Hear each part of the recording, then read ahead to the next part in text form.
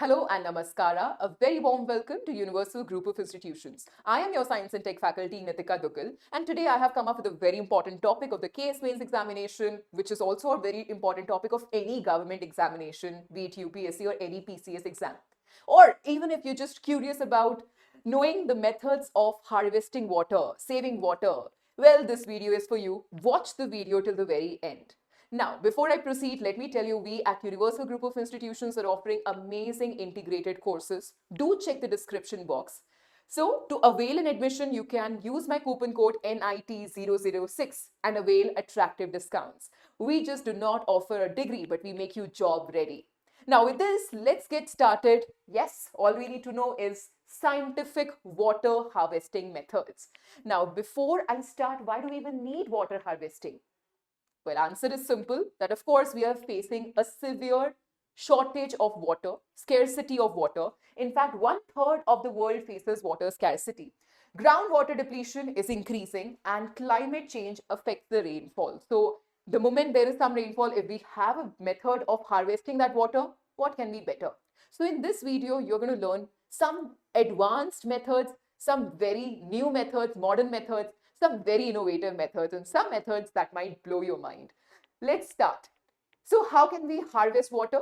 We can do so by collecting and managing rainwater scientifically, by combining the traditional wisdom and the modern technology, and by reducing dependency on groundwater. We know that the ground table is reducing, the water table is reducing. So if we can rely on the rainwater, and not just rainwater for using it for our purposes, but to also increase the groundwater level, nothing can be better, and that's what we are going to learn in today's video. There you go. These are the methods that we will dive into deeply. All of them are going to blow your mind. So let's talk about each one of them in detail. The first one, rainwater harvesting. The second one, groundwater recharge system. The third one, check dams, percolation tanks. What are they? There might be many questions in your head, but there are amazing images that will make your mind absolutely crystal clear. Fourth, stormwater harvesting. Fifth, fog and dew harvesting. Now, this is crazy. Trust me on this. All right, we'll start with the first one, the rainwater harvesting. What is it? It's a general practice of collection and storing rainwater from the rooftops. So you can see, these are the rooftops that we're talking about. You can see that they have been designed in a certain way so that the water can be collected using the pipes and can be stored in a tank like this. Okay, so the practice of collecting and storing rainwater from the rooftops or surface catchments for the future use. Now, the benefits are it provides an independent water supply during regional water restrictions, or it reduces the stormwater runoff, thereby decreasing urban flooding. Now, if there are areas, if there is a huge amount of rainfall, what will happen? That might lead to a lot of other problems like floods, and that can be resolved using harvesting methods as well. So this is one of the ways of protecting the floods also, isn't it? Now, it improves the water quality by reducing reliance on the polluted sources. You know that rainwater is one of the freshwater sources. So instead of using some hard water, which, let's say if you're using groundwater, it might have certain carbonates and sulfates, which makes the water hard. So we can make use of rather rainwater directly and hence improve the water quality. Now, the technique number 2 is groundwater recharging system. So you can see how a groundwater recharging system looks like. I might look a little dark here, but this recharging system should look perfect, right? So this technique, actually what we do is we make deep wells that allow water to bypass surface layers and directly enter the aquifers. So we don't want it to fall somewhere else. We want it directly to fall in these kind of tanks. These are the deep wells that actually allow the water to bypass the surface layers and directly enter these particular aquifers. We call them recharge pits. So these are the shallow pits filled with permeable materials to facilitate water infiltration. So we actually make use of certain gravel, some certain material that can increase the permeability. It will not allow the water to further go inside. It will allow the water to stay in those pits. Now, the benefits, of course, it mitigates the groundwater depletion, it reduces the land subsidence caused by the excessive groundwater extraction, and enhances water availability for agricultural and domestic use. Now, the third method coming your way, which is check dam. So you can see this is one check dam where we have elevated the land and try to store the water. It's acting like a storage, and when the water will come down, it will come with a lot of flow. This is again of great help. And the second one is the percolation tank. So you can see we have actually digged the land, taken away the material so that we have a pit, which we are calling as a percolation tank. Okay, so definition of it, what is the check dam and the percolation dam? They are the structures built across waterways to slow water flow, promote sediment deposition, and enhance groundwater recharge. Again, this is one of the methods to increase the groundwater recharging.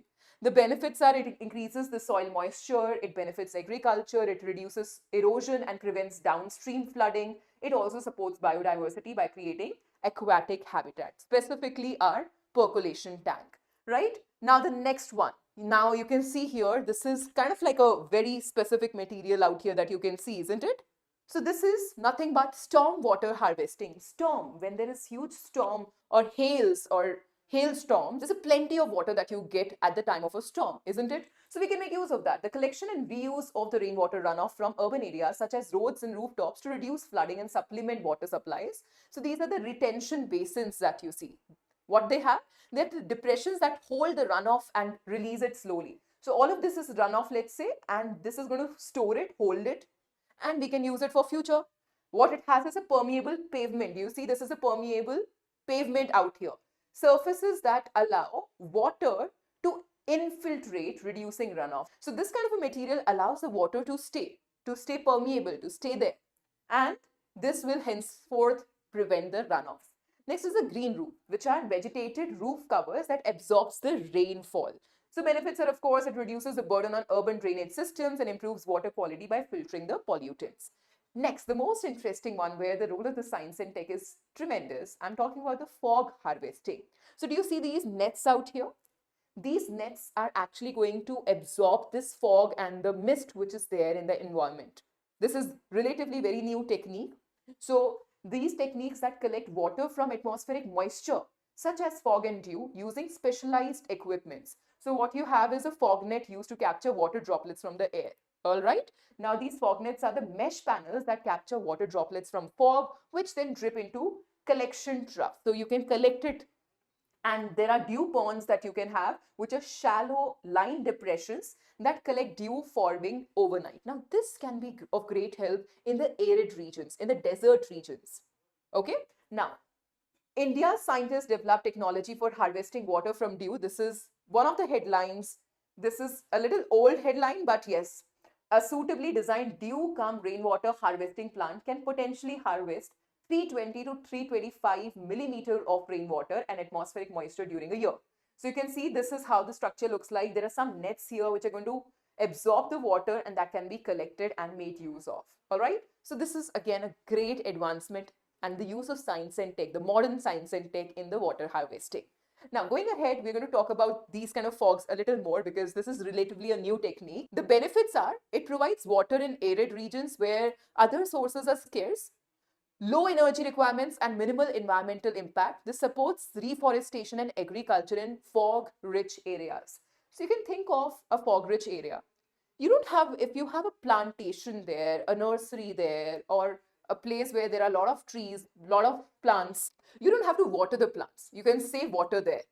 So you do not have to water the plants. Then what would you do? You can plant these kind of nets which can take care of the plants automatically. So cool, so nice, right? Now, the role of science and tech, the advanced science and tech is we can actually do the geospatial mapping for the site identification. We can do the artificial recharging. We can use the nano-coating for improved retention, and we can carry out the desalination and atmospheric water generators. Let's try to understand them one by one. Geospatial mapping for site identification. What does that mean? We're going to utilize the satellite imagery. Okay, so here you go.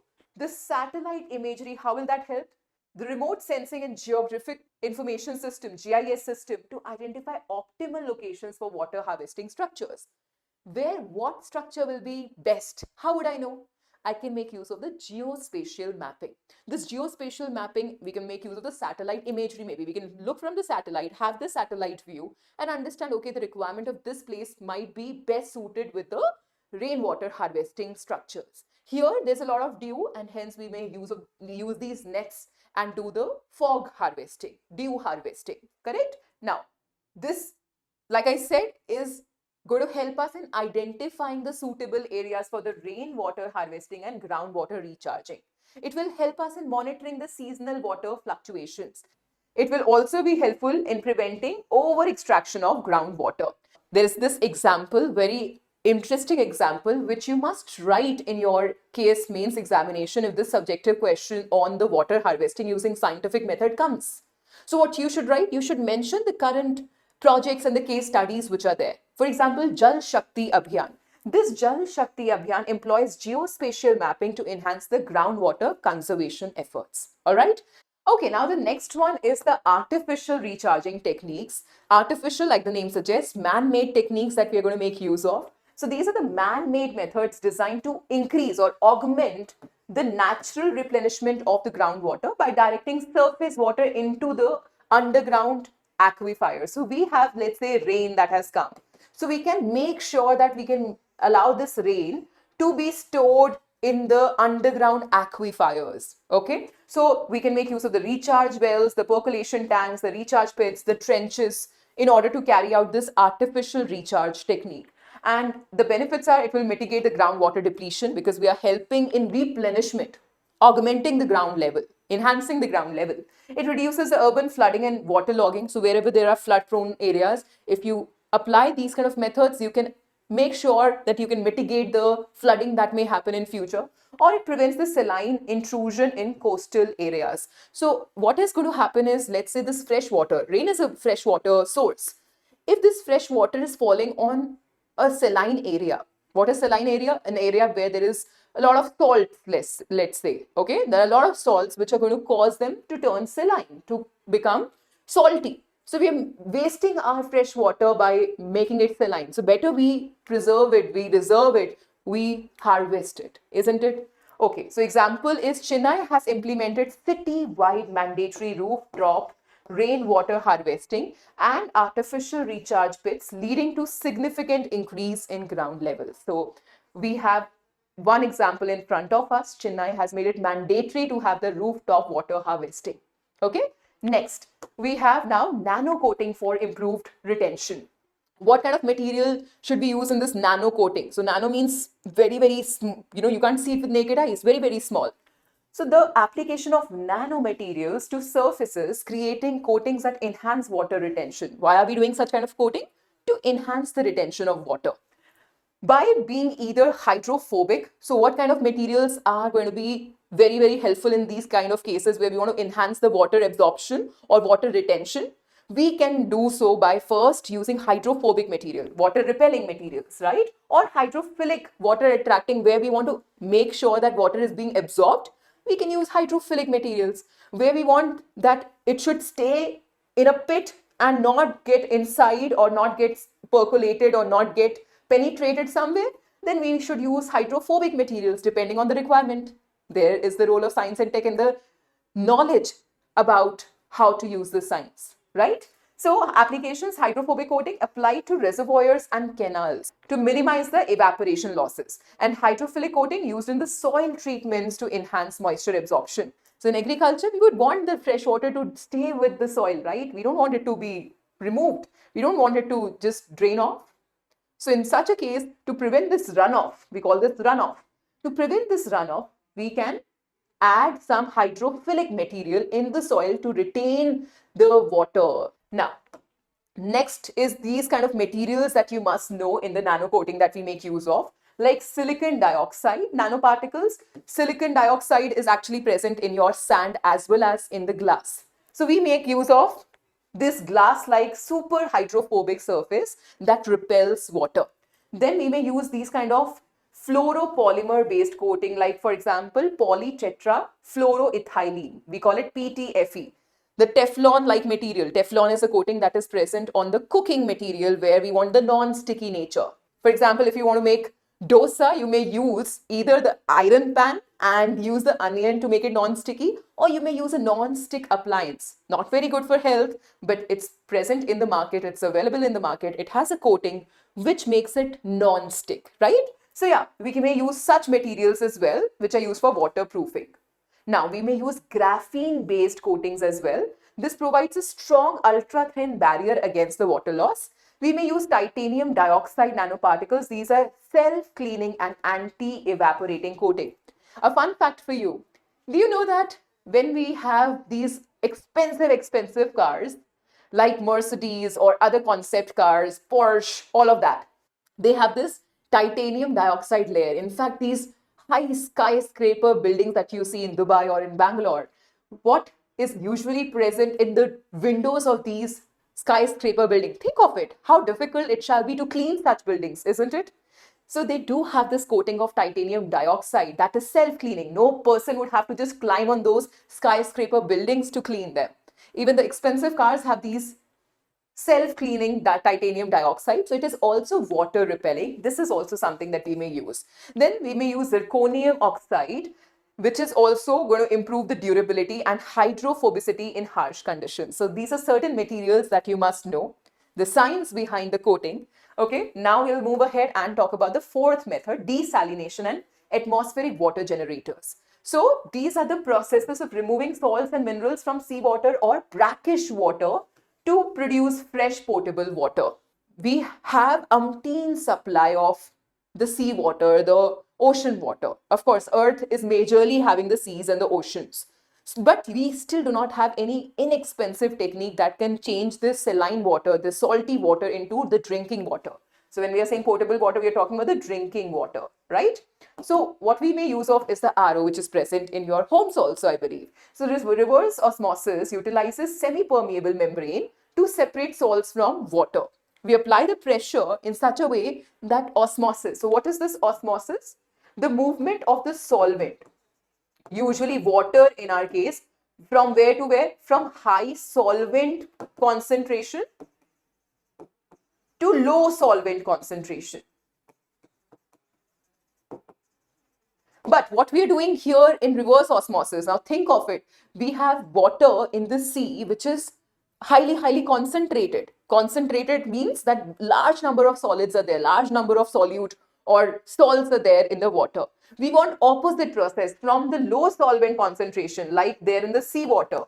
We want to get more of the water. So that is why we have to apply pressure in such a way, which we call as osmotic pressure, has to be applied here in such a way that the reverse osmosis happens. This we can make use of. Again, brilliant science and tech.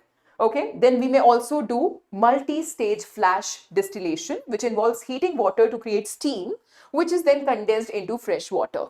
Okay, so all the water, the fresh water will just rise up and can be collected, and that can be made use of.